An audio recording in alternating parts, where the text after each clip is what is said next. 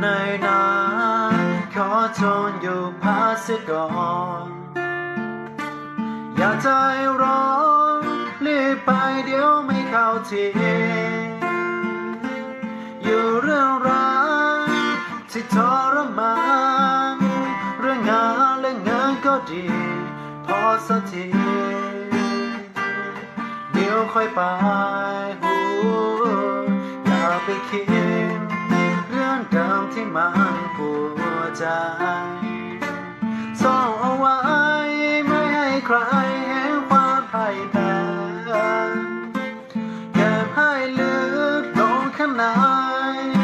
หัวใจที่อ่อนแอเหลือเพียงแค่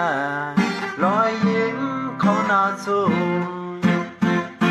ฉันก็เคยเสียใจไม่น้อยกว่าเธอ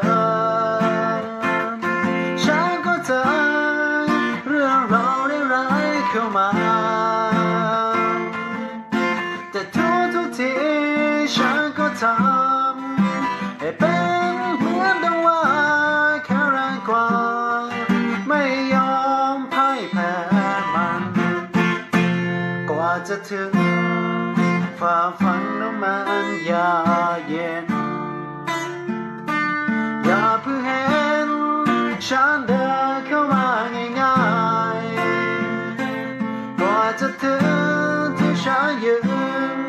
กล้ามเกลือฝืนทนเกือบตายน้ำตาผู้ชายหลั่งไหลไม่ใช่เรื่องแปลกฉันก็เคยเสียใจไม่น้อยกว่าเธอฉันก็เจอ